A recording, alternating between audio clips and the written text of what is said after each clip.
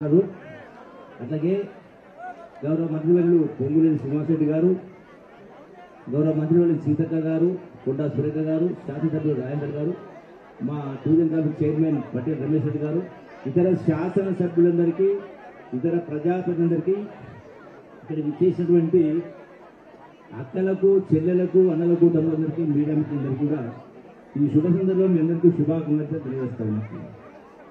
ఈ బతుకమ్మ పండుగ అనేది ఒక పండుగనే కాదు, ప్రకృతి ప్రసాదించినటువంటి వివిధ రకాల పూలను చేర్చి అందులో ఆడబిడ్డలు, తల్లులు, పాపలందరూ కలిసి ఈ బతుకమ్మ పండుగను ఈనాడు కాదు గడిచిన 200 సంవత్సరాల నుంచి వచ్చిన చరిత్ర, మన యొక్క సంస్కృతి, మన యొక్క సాంప్రదాయం.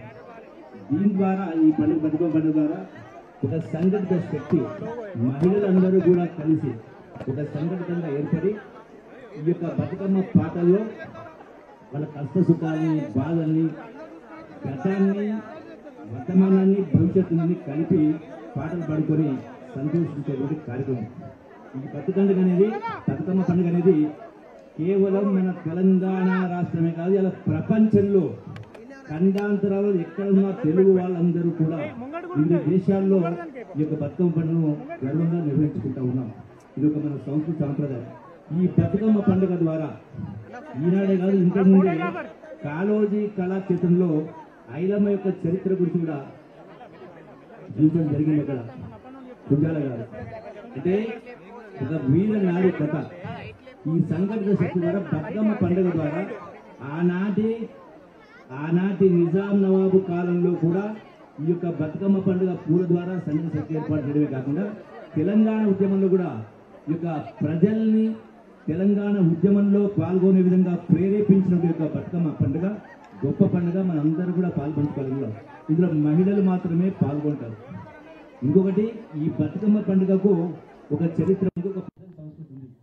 ఈనాడు అది మారిపోయి కొంత చెప్పులు వేసుకొని ఆటలాడడం, మగవాళ్ళలో పాల్గొనడం, రకరకాల ఇవన్నీ కూడా మన సంస్కృతి కాదు. కాబట్టి మన సంస్కృతిని పునరుద్ధరించుకునే కార్యక్రమం చేయాలి. కాబట్టి దానికి కట్టుబడి ఉండాలని అందరినీ కూడా మీ అందరికీ సవినయంగా విజ్ఞప్తి చేస్తూ, ఈ బతుకమ్మ పాటల్లో మన బతుకు బాగుపడాలని సంతోషంగా గడిపే కార్యక్రమం.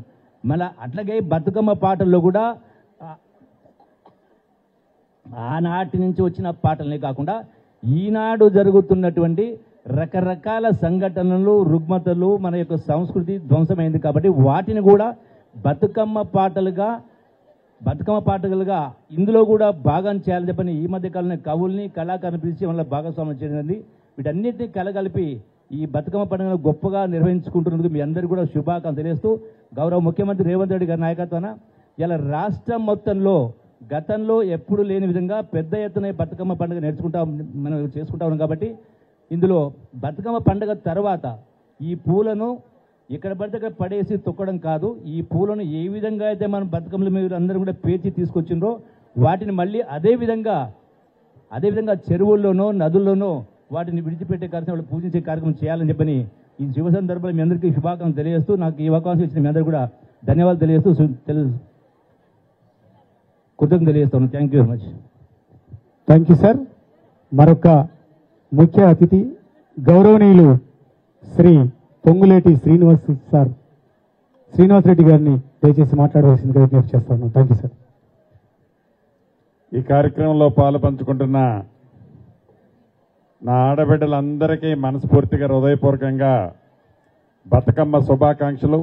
మొదటి రోజు సజ్జల బతుకమ్మ చాలా అద్భుతంగా వరంగల్లో ఉన్న నా తోబుట్టువులందరూ ఇక్కడికి వచ్చి అద్భుతమైన కార్యక్రమాన్ని తరతరాల నుంచి చేసుకుంటూ వస్తున్నారు.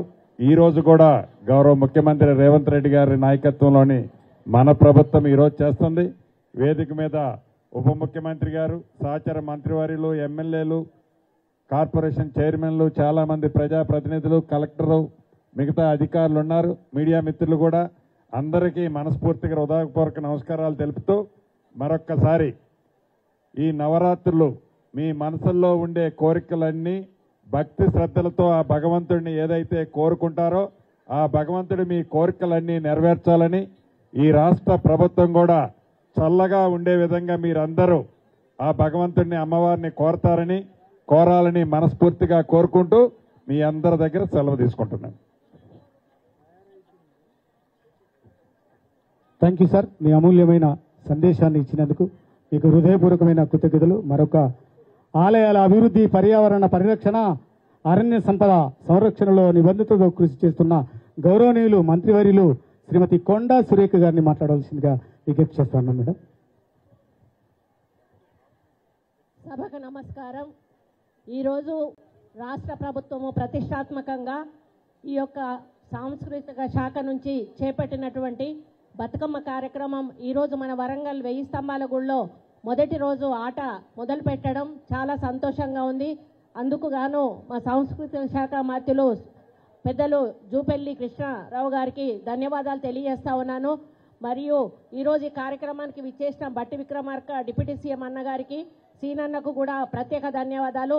సీతక్క నా తోబుట్టువు, అక్కకు కూడా ధన్యవాదాలు. వేదిక మీద కూర్చున్న వివిధ పదవుల్లో ఉన్నటువంటి పెద్దలందరికీ కూడా మరి నమస్కారాలు తెలియజేసుకుంటూ ఈరోజు 1000 స్తంభాల గుళ్ళు అంగరంగ వైభవంగా బతుకమ్మ జరుపుకోవడానికి వచ్చినటువంటి నా తోబుట్టువులందరికీ కూడా బతుకమ్మ ప్రత్యేక శుభాకాంక్షలు తెలియజేస్తూ, మరి ఇప్పుడే అన్న మాట్లాడినట్టుగా ఈ బతుకమ్మ పాటలతో ఆటలతో మనలోని బాధను మరియు ఆ సంతోషాన్ని ఒకరమొకరం పంచుకొని రాబోయే రోజుల్లో మనకంతా మంచి జరగాలి, మంచి పంటలు పండాలి, రైతులకు మంచి గిట్టుబాటు ధర రావాలి, అందరు పిల్లలు తల్లులు అందరూ ఆరోగ్యంగా ఉండాలి, తెలంగాణ పచ్చగా ఉండాలి, మంచి ప్రభుత్వానికి మంచి మరి ఆరోగ్యం మంచి పరిపాలన చేసే ధైర్యము అదేవిధంగా మీ యొక్క సహకారం కూడా ఉండాలి. ఈ విధంగా మమ్మల్ని ముందుకు తీసుకుపోవాలని మిమ్మల్ని అందరినీ కూడా ఆహ్వానిస్తూ మరి మీ ఆశీర్వాదాలు మాకు ఉండాలని కోరుకుంటూ మీ అందరికీ కూడా పేరు పేరున సద్దుల బతుకమ్మ శుభాకాంక్షలు తెలియజేస్తూ సెలవు తీసుకుంటా ఉన్నాను. Thank you madam.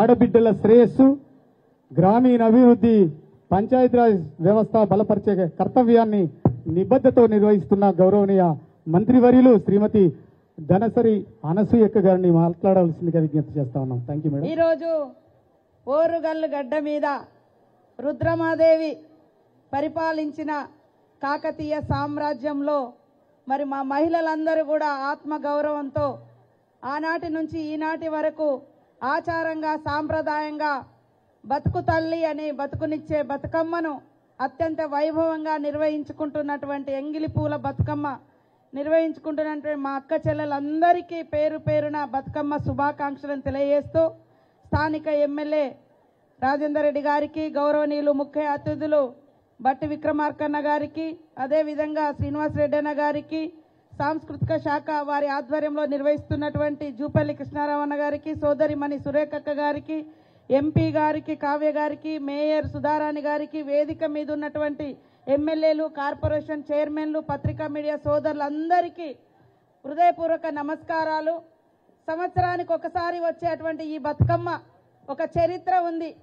కాకతీయుల కాలం నుండి ఈ బతుకమ్మ ఉంది అని చెప్పడానికి మనం బతుకమ్మ ఆడేది మొదటి రోజు దేవుడి దగ్గర అయితే తర్వాత మరి చెరువులోకి వెళ్ళి బతుకమ్మలు నేస్తూ ఉంటాం.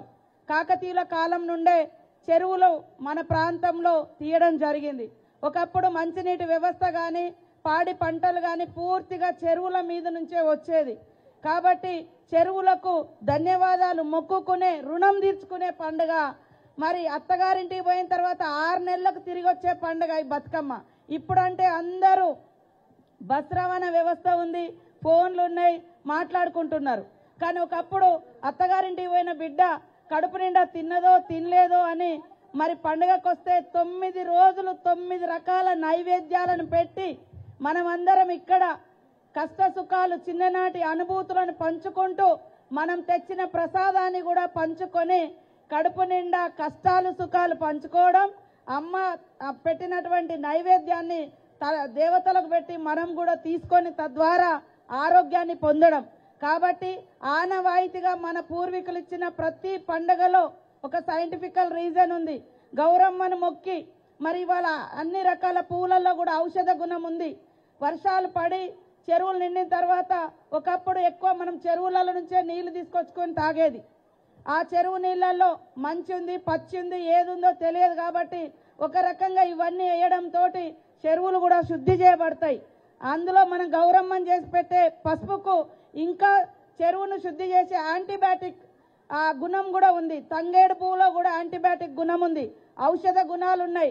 కాబట్టి అందరు మా సోదరి మనులు ఎంత కష్టమైనా పర్వాలేదు, ఎంత ఎదిగినా పర్వాలేదు, మన పూర్వీకులు ఇచ్చినటువంటి ఆచారాలు, సాంప్రదాయాలు, పండుగలు ఖచ్చితంగా జరుపుకుందాం.